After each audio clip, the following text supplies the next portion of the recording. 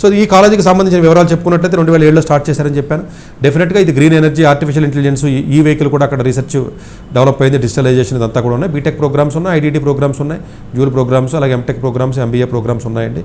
So చెప్పాను కదండి, దీనికి వేరియస్ ఇన్స్టిట్యూట్స్, అసోసియేషన్స్ ఉన్నాయని చెప్తున్నాను మీకు.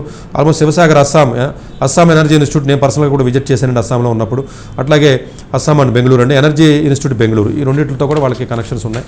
అట్లాగే మీరు చూసుకున్నట్లయితే కోర్స్ ఇంజనీరింగ్కి సంబంధించి ఆల్మోస్ట్ వీళ్ళు అన్ని రకాలుగా సెటప్ అంటే కొంచెం ఎస్టాబ్లిష్ అయిపోయారండి. అంటే హ్యుమానిటీస్ డిపార్ట్మెంటు, అలా మామూలుగా సోషల్ ఎంటర్ప్రెన్యూర్షిప్ కానివ్వండి, అవన్నీ కూడా ఆల్మోస్ట్ ఇవన్నీ.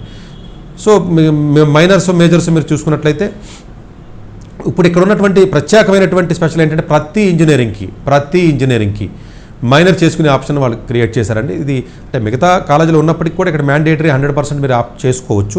మిగతా కాలేజీలో మైనర్ కావాలంటే మీకు జీపీఏ ఉంటే తప్ప మైనర్ ఎవరో.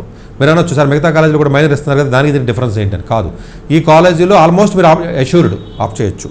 There is no restriction, there is no criteria. Other కాలేజెస్లో ఐఐటీస్లో లేదా వేరే కాలేజెస్లో ఎన్ఐటీస్లోకి వేరే కాలేజీకి వెళ్ళినా కంప్యూటర్ సైన్స్ మైనర్ చేస్తాను లేదా ఇంకోటి మైనర్ చేస్తానని మీరు అన్నట్లయితే దానికి రిస్ట్రిక్షన్స్ జీపీఏ ఉంటాయి. ఉదాహరణకు ఐఐటీ ముంబైలో స్టాటిస్టిక్స్ లాంటి మైనర్ మీరు చేయాలి అంటే ఈవెన్ ఎలాంటి 9.8 జీపీఏ 9.75 కట్ ఆఫ్.